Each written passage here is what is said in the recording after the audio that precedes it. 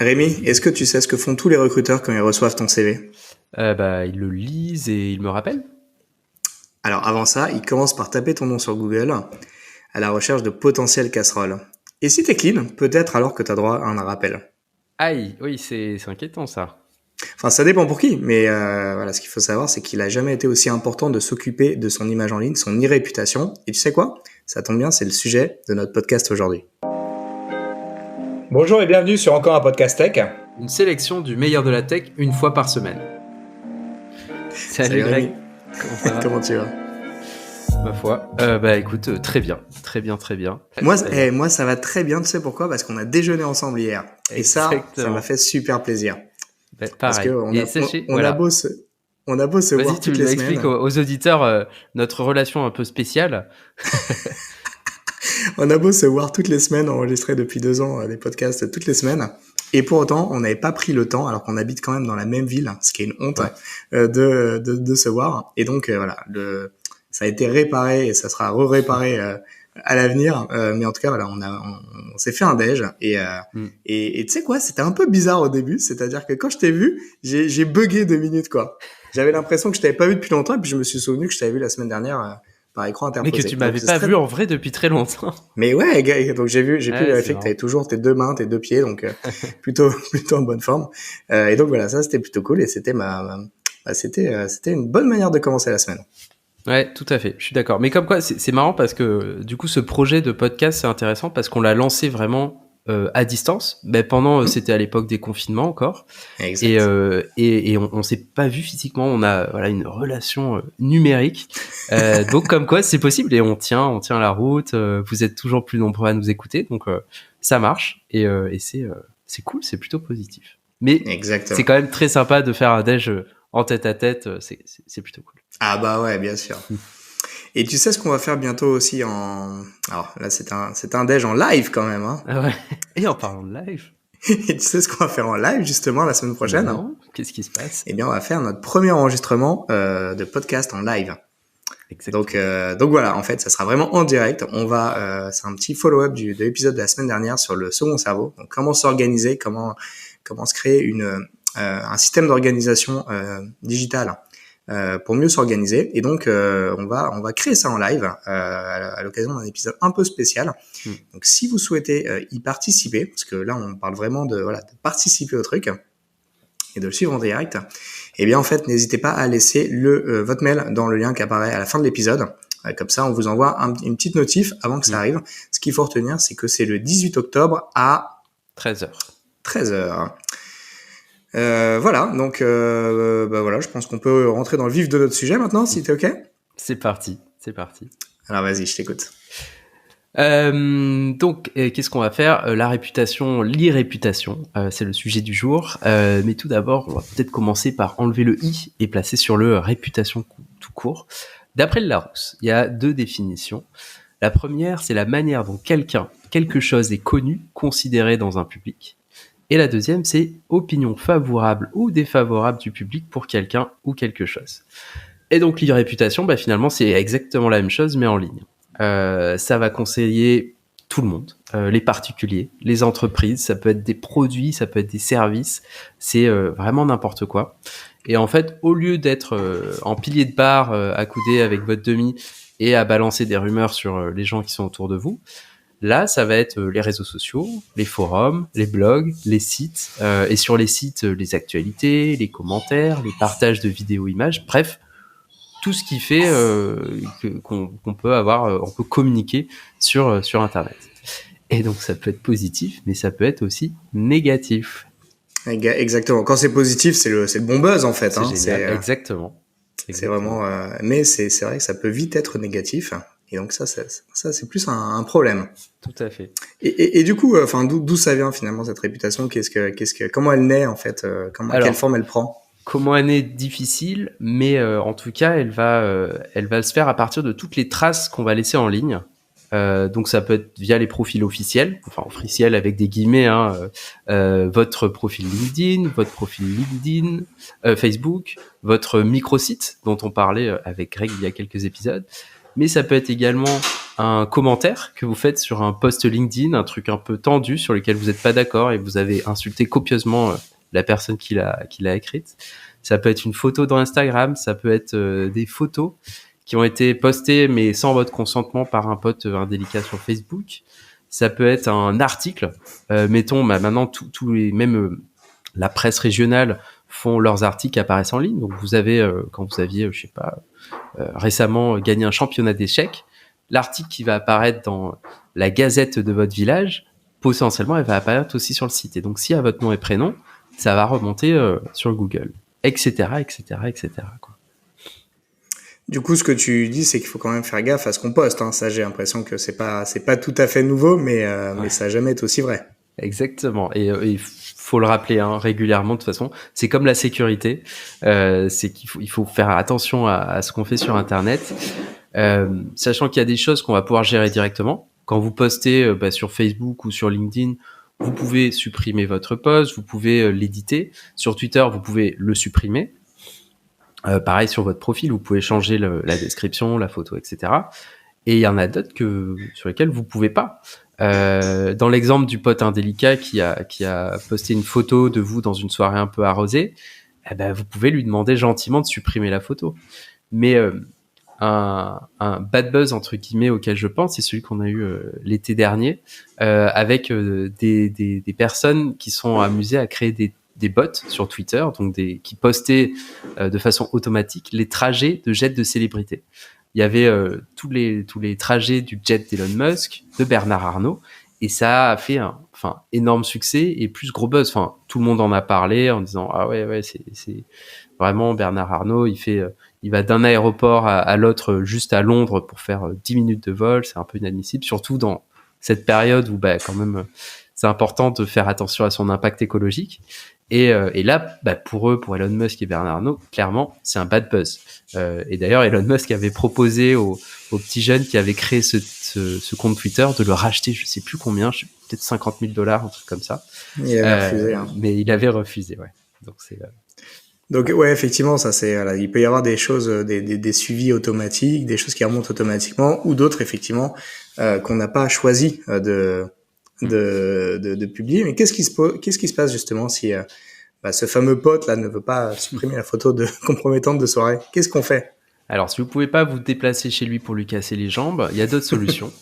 Si vous êtes sur un réseau social, il y a pas mal de formulaires de demande maintenant, directement, soit via un formulaire de contact. On vous a mis tous les liens dans la description, j'espère que ça ne vous arrivera pas, mais au cas où, ou directement sur la publication, notamment généralement, alors je crois que c'est le cas sur Facebook, mais quand vous avez un post, en haut à droite ou en haut à gauche, vous avez 3 petits points qui vous permettent de faire apparaître un menu. Et là, vous pouvez normalement signaler le contenu pour dire celui-là, je suis pas d'accord, c'est contre moi. Donc voilà, demandez en tout cas qu'il soit caché ou supprimé. Okay, donc on peut faire des réclamations sur certains posts. Exactement. Et donc ça peut, à titre personnel, c'est pas forcément gênant, même si on le disait en introduction, les recruteurs ou des prospects même qui voudraient vous acheter quelque chose, il y a des chances qu'ils tapent votre nom sur Google, moi le premier. Ça peut créer des moments un petit peu gênants quand vous étiez dans cette soirée en 2010 à Ibiza avec ce petit chapeau pailleté, torse nu. Peut-être que vous n'avez pas envie que le recruteur qui vous recrute pour un poste financier ou de comptable d'entreprise voit ça. Quoique, sait-on jamais, ça peut être positif selon le recruteur. Ouais, et puis on le voit aussi également, dès que aujourd'hui tu as un homme politique ou une célébrité qui apparaît, il y a systématiquement des gens qui vont aller chercher dans l'historique de leurs publications réseaux sociaux.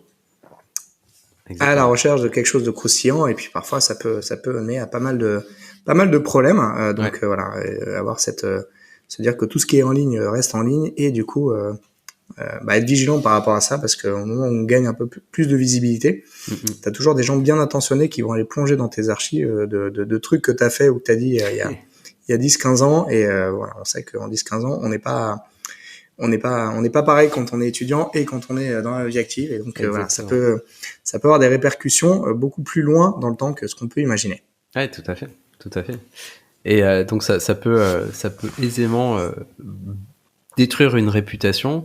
Et donc ça, si vous êtes un personnage public, c'est très important de vraiment voir tout ce que vous avez posté précédemment, voir ce qui se poste sur vous.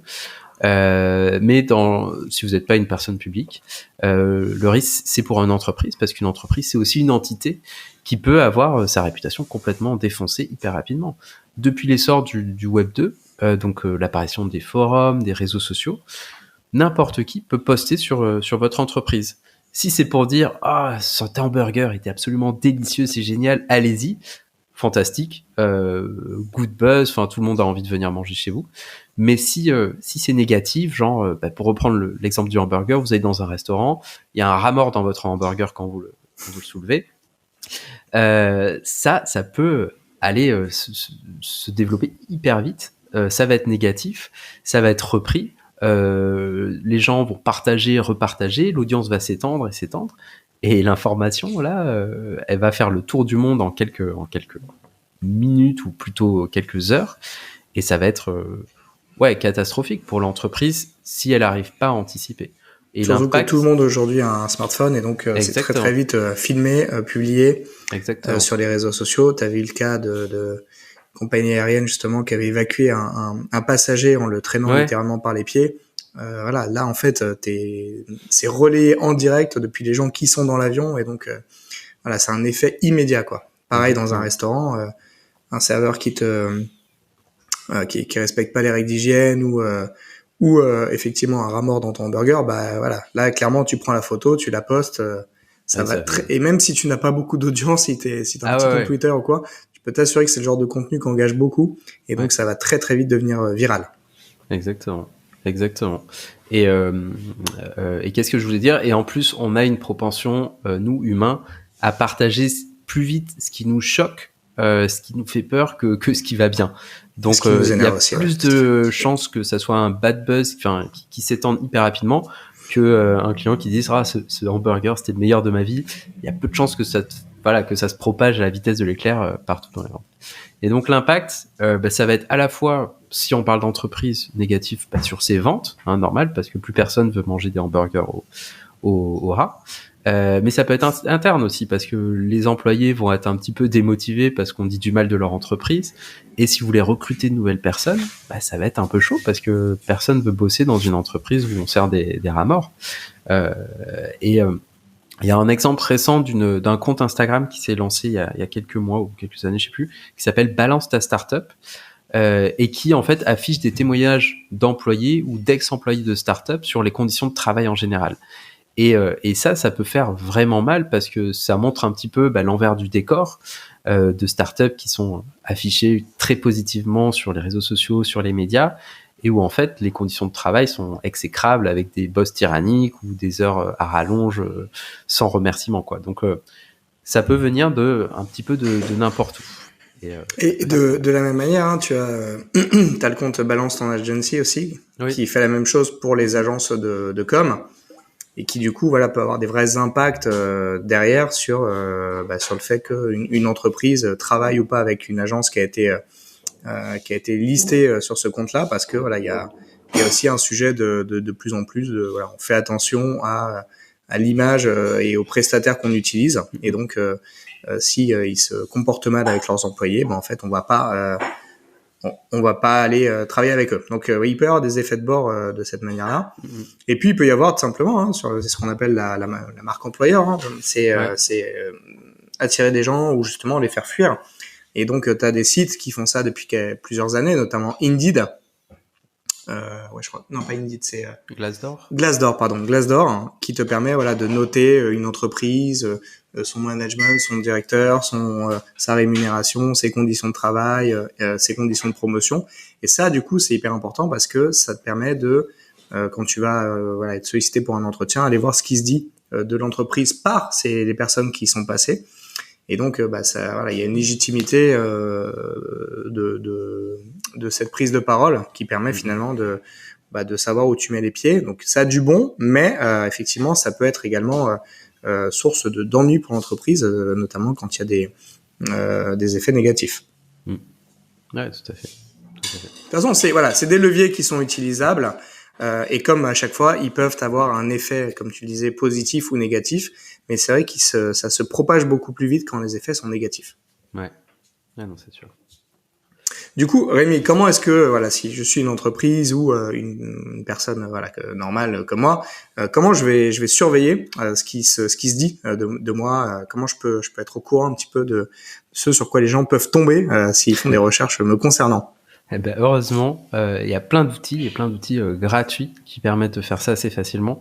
Moi, le plus simple et le plus rapide et le plus efficace, c'est Google Alerts, qui vous permet en fait c'est une simple barre de recherche dans laquelle vous allez taper ce que vous cherchez. Donc par exemple, moi je tape mon prénom et mon nom. Vous appuyez sur Entrée et vous pouvez créer une alerte en fait dès que le moteur de recherche Google va trouver un résultat avec un site, une page, avec ces mots-clés à l'intérieur. Et donc moi, dès que mon nom et mon prénom apparaissent sur, je sais pas, un article ou autre, je reçois un email avec le lien, et donc je peux directement voir si c'est positif ou négatif. Et donc c'est marrant parce que ça permet aussi de voir ce que vos homonymes font. Et donc j'ai découvert notamment que moi il y avait un Rémi Valade qui partait là en 4L Trophy en Afrique bientôt. Et donc il cherchait des fonds. Donc c'est assez marrant. Dans le même style, pardon. Dans le même style, on a WebMe qui est un petit peu la même chose. Et le seul challenge, c'est au niveau des réseaux sociaux. C'est un peu plus difficile parce que la plupart des solutions qui permettent d'agréger ces données-là et vous ressortir les mots-clés que vous cherchez, c'est beaucoup de solutions payantes. Néanmoins, une qui est pas mal, c'est Hootsuite, Hootsuite, qui permet de suivre des mentions ou des mots-clés. Et donc, par exemple, vous tapez mot-clé votre nom, prénom, et il pourra vous suivre dès que ça sort. Et il y a Mention également qui propose une solution gratuite assez restreinte, faut vite mettre la main à la poche, mais qui permet de chercher par mot-clé. Exactement. Pour les entreprises, il y a également Google My Business, qui est hyper important. Qu'est-ce que c'est Google My Business? C'est tout simplement les petites, les informations que tu vois sur une entreprise quand tu fais une recherche sur Google Maps, que ce soit sur ton ordi, ton téléphone ou ta tablette. Et donc, en fait, les notes, les photos, les informations, les horaires, tout ça, c'est ce qu'on appelle Google My Business. Donc, c'est complètement intégré à Maps et c'est hyper important parce qu'en fait, c'est une des solutions de cartographie les plus utilisées, Google Maps, si ce n'est la plus utilisée. Oui, donc, en fait, quand tu vas rechercher un restaurant, un hôtel, un lieu, n'importe lequel, tu vas commencer, ou même une entreprise, tu vas commencer à taper son nom pour avoir son adresse, et derrière, en fait, t'as automatiquement les notes rattachées à cet endroit qui sont laissées. Et en fait, Google ne gère pas finalement la validité de ces notes. C'est-à-dire que n'importe qui peut laisser une note sur n'importe quel endroit, même s'il n'y a pas été. Donc tu peux être, par exemple, tu peux avoir une note négative qui remonte sur toi, juste parce que tu as soit des clients insatisfaits, soit même potentiellement des concurrents qui ont laissé des notes catastrophiques sur toi. Donc il y a un vrai enjeu pour tous les business finalement de nourrir leur présence sur Google My Business parce que c'est ce qui remonte en premier et donc c'est hyper visible et ça donne vraiment une légitimité ou pas à ton entreprise, que ce soit une entreprise qui reçoit des gens ou pas. Oui. Donc voilà, tu peux avoir des effets de bord. Si tu es une banque ou une assurance, tu vas avoir des gens qui vont venir se plaindre alors que c'est le siège parce qu'ils sont pas satisfaits du service. Ça peut arriver. Donc voilà, ne pas négliger Google My Business, c'est un vrai enjeu de réputation hyper important pour une entreprise. Et puis, étant donné que c'est Google, c'est ce qui remonte premier quand on va taper le nom de ton entreprise dans le moteur de recherche. Ouais. Donc voilà, c'est vraiment un élément absolument essentiel. Ouais, et je crois que c'est entièrement gratuit. Tout à fait. Donc, ça mange pas de pain. Exactement. Est-ce qu'il y a d'autres outils auxquels tu penses, Greg, notamment pour les particuliers? Donc il y a d'autres outils qui te permettent à titre perso de savoir un peu où ton image apparaît. Je pense notamment à PimEyes. Dont on parlait dans l'épisode 27 il y a quelques semaines. PimEyes, c'est vraiment de la recherche d'images inversées. Donc, tu rentres une image de toi ou d'une personne, et ça va te retrouver tous les sites sur lesquels des photos de cette personne sont présentes. Comme ça marche avec de l'IA, c'est assez puissant quand même. Donc des fois, tu as des faux positifs, mais globalement, c'est assez pertinent. Et c'est assez flippant parce qu'en fait, j'ai vu une vidéo, je partagerai le lien en copie, que j'avais relayé dans ma newsletter, d'un influenceur justement qui travaille pas mal sur les sujets de cybersécurité et qui s'était positionné dans la rue sur une place un peu où il y avait des cafés un peu populaires cet été, et qui avait pris en photo des gens avec un gros appareil photo, donc pour avoir une bonne qualité. Donc vraiment des gens qui étaient attablés à des terrasses de café, et il avait réussi, en prenant les gens en photo, à retrouver l'identité de ces personnes-là. Pourquoi ? Parce qu'en fait, il avait rentré la photo dans Pimize, et ça te sort en fait du coup rapidement le profil LinkedIn peut-être ou Facebook de la personne. Donc en fait, tu peux très rapidement, à partir de la photo, avoir le nom de la personne. Et à partir d'une fois que tu as le nom de la personne, tu peux avoir notamment, parce que par rapport à ce qu'on disait tout à l'heure, tu peux savoir où elle travaille, tu peux savoir c'est quoi ses passions, tu peux savoir pas mal de choses, où est-ce qu'elle a étudié, etc. Et donc en fait, il a poussé l'expérience jusqu'à aller voir les gens après à la terrasse du café. Excuse-moi, est-ce que tu t'appelles un tel ? Est-ce que tu as été étudiant à tel truc ?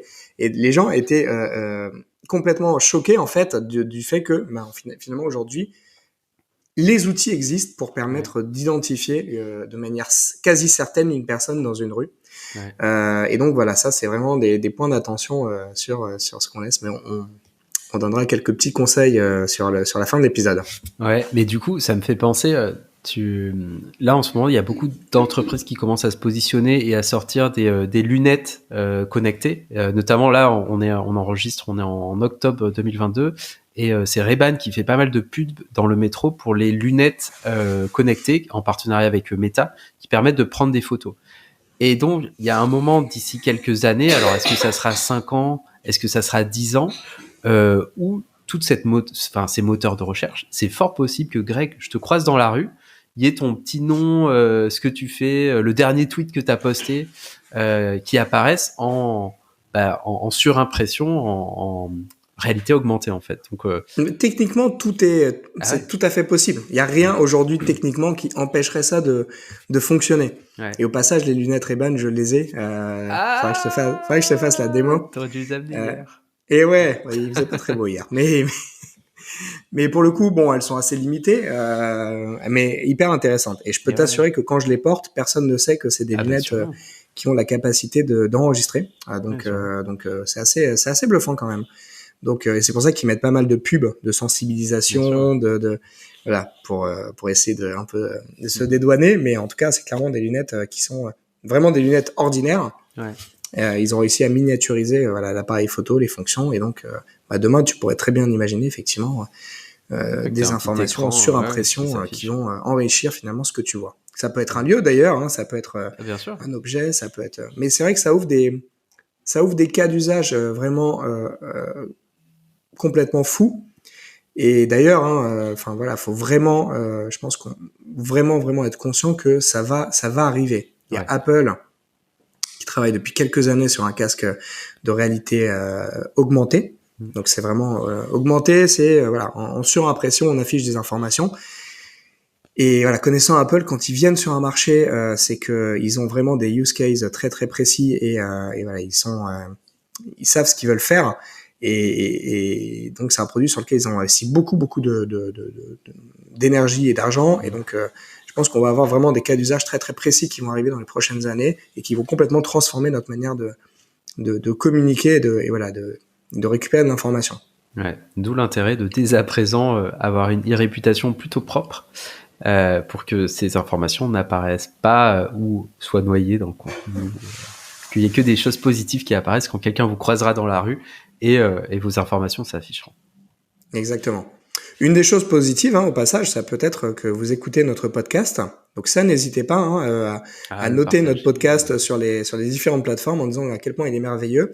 Et ça, en termes d'e-réputation, c'est plutôt pas mal parce que du coup, ça montre que vous êtes une personne qui a du goût et qui se cultive. C'est vrai. Donc, voilà. C'est vrai. Ah oui, c'était mon petit conseil. C'est certifié par beaucoup de recruteurs. Ça, écoutez encore un podcast tech, ça vous garantit à 90% d'avoir un entretien. Le bon candidat. Bien sûr. Ouais, du coup, Pour les entreprises, c'est quoi les outils à leur ouais. disposition? Outils. Alors là, pour le coup, par rapport aux particuliers, il y a énormément de solutions. C'est un fouillis sans nom. Généralement, qu'est-ce qui va permettre ces solutions? Ça va permettre de créer une alerte dès que la marque est mentionnée. Donc tout simplement, vous êtes, je sais pas, Gucci, il y a quelque chose qui apparaît, hop, l'alerte est créée. Sachant que vous pouvez vraiment faire des alertes très fines, genre Gucci rat mort, enfin des alertes comme ça pour être vraiment spécifiques. Ils peuvent analyser les posts, notamment sur les réseaux sociaux, pour indiquer s'ils sont plutôt positifs ou négatifs. Donc ça va utiliser le machine learning pour essayer de dire s'ils voient des trucs genre les mots nuls ou smiley triste, etc. On peut penser que c'est négatif et donc là, l'entreprise peut être proactive et juste répondre avant que le bad buzz se propage et essayer de voir pourquoi c'est négatif. Également, potentiellement, on peut lier ces solutions aux réseaux sociaux pour justement poster et répondre au plus vite aux commentaires. Donc vous avez une solution un petit peu tout en un qui vous permet d'analyser ce qui se passe et d'anticiper et de répondre au cas juste avant que le bad buzz se propage, quoi. Donc ça c'est bien. Et ça va dans les deux sens, parce que si c'est un avis positif, un client vous dit merci, ce hamburger c'est le meilleur que j'ai jamais mangé, tac, vous lui répondez super, on est ravis, à très bientôt parmi nous. Le client est ravi parce qu'il a eu déjà il a eu une bonne expérience et en plus cette expérience est prolongée parce qu'on lui a dit merci beaucoup. Mais ça peut être aussi pour les avis négatifs. C'est plus difficile à gérer parce qu'un client qui vous dit ce rat mort il était pas foufou. Là vous avez la possibilité de désamorcer. Bon courage pour dire à part peut-être, mais écoutez monsieur, on est un restaurant de hamburgers qui ne vend que des rats morts. Là peut-être qu'il y a un cas où le client s'était trompé et n'avait pas vu sur la devanture que c'était le thème de l'entreprise. Mais voilà, c'est plus difficile, mais mieux vaut le faire le plus en amont possible dès que le post est posté, que d'attendre quelques heures et que là, ça parte en vrille complet, quoi. Par contre... Complètement d'accord. Ouais, évidemment, le challenge, c'est qu'il faut être vrai, entre gros guillemets, qu'est-ce que ça veut dire vrai, et transparent sur la démarche d'entreprise. Faut pas, par exemple, dans le cas où le client a dit votre hamburger, il y a un rat mort dedans, faut pas lui dire vous êtes qu'un menteur, vous n'êtes jamais venu chez nous. Faut prendre sur soi, faut dire excusez-nous, machin, essayer de proposer des solutions. Sinon, il y a un risque de retour de bâton qui va être pire encore que si vous n'aviez pas répondu. Donc voilà, ne pas hésiter à être proactif et positif et essayer d'aller dans une démarche de résolution de problème, de transparence et pas d'attaque vers le pauvre client. Ok, du coup, est-ce que tu aurais des conseils si une personne ou une entreprise veut du coup créer une bonne réputation, une bonne image Absolument. d'elle en ligne?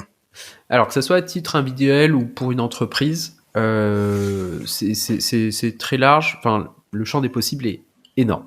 Mais ça va être assez similaire en fait en ce qu'une personne et une entreprise peut faire. Il y a juste les moyens qui seront différents. Le minimum, ça va être de faire le ménage sur vos réseaux sociaux. Donc, si vous n'utilisez pas, vous avez créé ce compte sur Pinterest il y a 10 ans et vous ne l'utilisez pas et vous appelez Mimi72 avec une description « J'adore les chevaux et les rats », peut-être que ça correspond pas trop à votre profil actuel. Donc, soit vous dites « Je vais le réutiliser », soit non, et du coup, vous prenez pas la tête, supprimez-le. Vous allez choisir de manière proactive ceux sur lesquels vous voulez être, et voulez être, ça veut dire poster, être un petit peu actif. Vous pouvez mettre à jour la photo de profil et la description qui vous êtes, et vous pouvez aussi rajouter des liens vers les pages perso si vous en avez. Et le point également, c'est créer une page perso. Une page qui va centraliser tous vos liens. Et d'ailleurs, je vous conseille d'écouter l'épisode 3 de la saison 1, il y a fort longtemps, sur lequel Greg nous présentait des manières d'avoir ces petites pages qui centralisent tous vos liens, qui vous permettent pour les gens qui veulent en savoir un petit peu plus sur vous, de les aiguiller vers, par exemple, sur le mien, il y a un lien vers mon profil LinkedIn, vers le podcast, vers mon Instagram, etc. Donc ça permet d'avoir facilement accès à plein de choses qu'une personne veut partager. Et c'est votre page. Donc vous l'avez. Ces services sont souvent bien référencés et il y a toujours des options gratuites. Donc c'est hyper intéressant, voilà, ça permet de contrôler ce sur quoi une personne tombe, parce qu'en fait c'est comme un os en fait. Hein. Une fois qu'ils vont tomber sur cette page-là, ils vont se dire ok, bon bah ça nous permet d'avoir l'essentiel des liens de la personne. Il est probable qu'ils n'aillent pas chercher beaucoup plus loin. Ils vont pas passer non plus une demi-heure sur chaque candidat. Donc voilà, ce qu'il faut retenir, c'est de se dire ça peut me permettre facilement de truster les requêtes sur mon nom. Et du coup, de contrôler ce qui va être affiché et le maîtriser complètement. Donc ça, c'est plutôt hyper intéressant. Ouais. Et j'en avais ajouté un petit, justement, c'est par rapport au nom. Parce qu'en fait, en gros, essayez d'utiliser votre nom complet que lorsque c'est vraiment nécessaire. Pourquoi ? Parce qu'en fait, aujourd'hui, c'est l'exemple que je donnais tout à l'heure, le fait d'être capable d'avoir des outils qui, à partir d'une photo, sont capables de retrouver un profil en ligne. Si en fait votre photo, si vous êtes dans la rue, on prend une photo de vous, vous pouvez pas trop vous pouvez pas trop la trafiquer, la photo. Il y a des moyens de rendre la reconnaissance difficile, mais c'est plutôt difficile. Et donc en fait, si la personne elle charge la photo et que derrière votre photo elle est utilisée dans un profil qui porte votre nom et prénom, eh bien, en fait, c'est très simple, dès qu'on a une image de vous, de savoir comment vous vous appelez. À l'inverse, si, en fait, sur vos profils de réseaux sociaux, alors c'est vrai que c'est pas possible sur tous les profils, mais si sur les profils, par exemple, sur votre profil Facebook, il n'y a pas vraiment une photo de vous qui est reconnaissable, ça peut être une photo de vous avec des lunettes de soleil ou quelque chose, ou si à la rigueur votre nom n'est pas votre nom-prénom habituel, mais une version...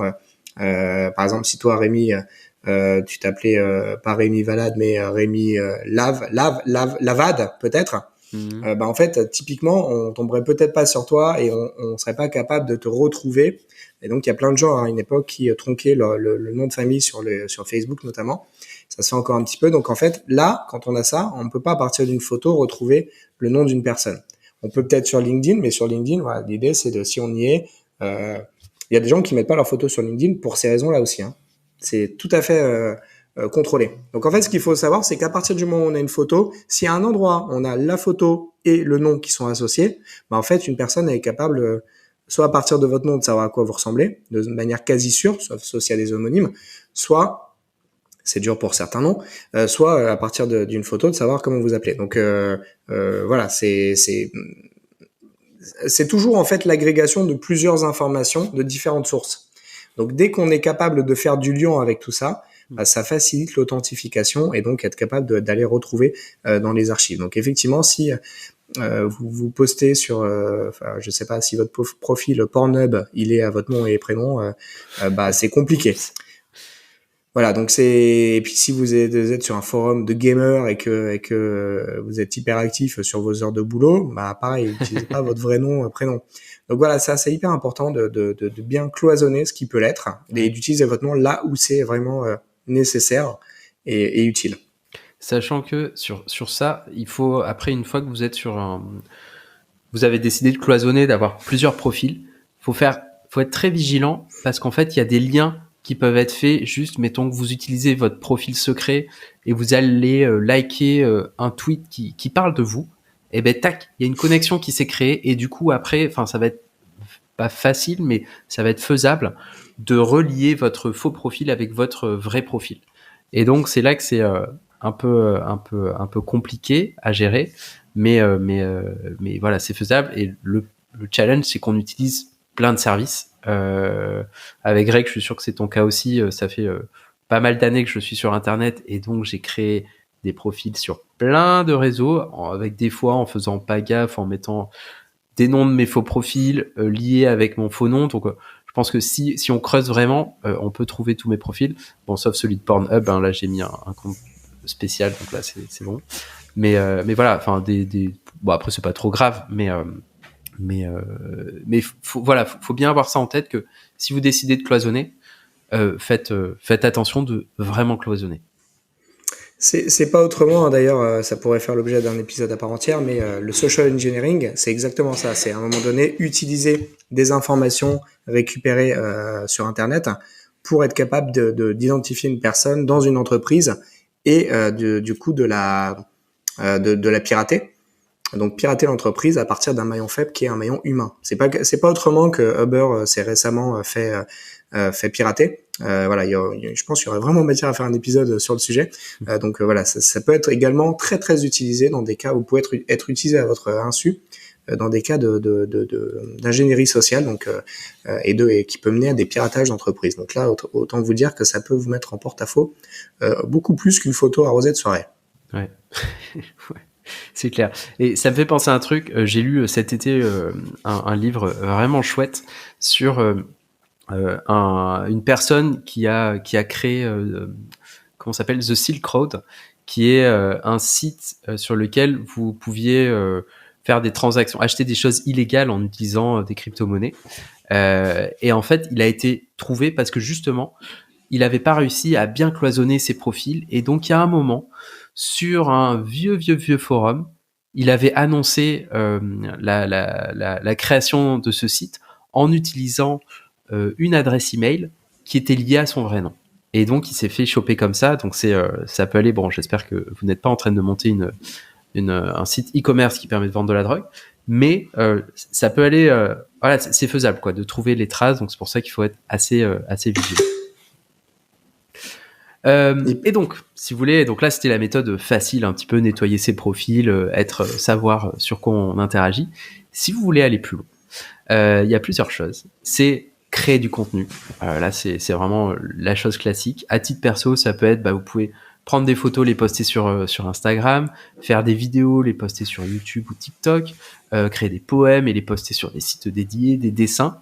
C'est pas forcément professionnel, mais l'avantage, si vous le faites bien, c'est que ça va vous permettre d'ouvrir des portes, de rencontrer des gens qui ont la même passion, donc de progresser au final, en étant challengé par d'autres gens, pouvoir discuter de ce que vous aimez, donc c'est toujours hyper enrichissant. Et si vous avez pour projet de changer de job, d'évoluer même au sein de votre entreprise, d'avoir un projet entrepreneurial, ça peut être intéressant, très intéressant, de lancer une newsletter, un podcast, un blog, un TikTok, tout en étant régulier sur les posts. On en parlait hier avec Greg de la difficulté d'animer un podcast, et ce qui compte si on veut un jour percer, c'est la régularité et là le fait de s'y tenir, en fait. Nous, on en fait un par semaine et pour l'instant ça marche plutôt pas mal, mais ça sert à rien de lancer un podcast en se disant on va faire ci, ça, de tenir 2 épisodes et d'abandonner. L'intérêt, c'est d'être régulier. C'est pareil pour les newsletters. Et ça, donc le fait de créer du contenu, ça va vous permettre de remonter sur Google. Et en plus, quand le recruteur il va taper votre nom et votre prénom sur Google, il va dire waouh, il a créé une newsletter, lancé un podcast, il est super actif, mais c'est génial, moi il me faut absolument cette personne-là. Et c'est des choses qui viennent s'ajouter à votre CV et pour montrer que vous êtes vous êtes quelqu'un qui fait des choses, qui se lance, qui a pas peur, qui est régulier. Et c'est souvent ces petites choses qui peuvent faire la différence. Et ensuite, si vous cherchez des idées de contenu, ça peut être hyper varié. Déjà, avant de vous lancer sur un podcast ou une newsletter, c'est trouver le sujet dont vous allez parler, quitte à changer en cours de route, mais au moins avoir un sujet.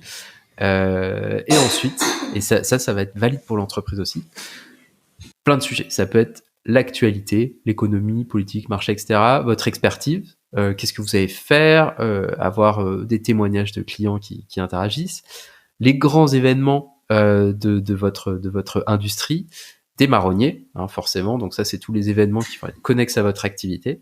Et par exemple, nous, sur la tech, il y a plusieurs marronniers. Il y a là qui arrive bientôt, il y a le Black Friday qui peut être intéressant à parler, sur lequel, parce qu'il y a des chiffres sur le e-commerce qui explosent. Il y a tous les gros salons, genre le CES à Las Vegas ou Vivatech en France, qui sont des marronniers qui reviennent un peu tous les ans et qui peuvent permettre de créer du contenu là-dessus. Et ensuite, votre histoire, en racontant d'où vous venez, les coulisses de votre newsletter qui permettent de donner un peu d'humanité à votre profil. Voilà, donc déjà, vous avez plein de choses. Le plus difficile, je pense, c'est de trouver un sujet dont on va parler et ensuite s'y tenir et créer des contenus réguliers.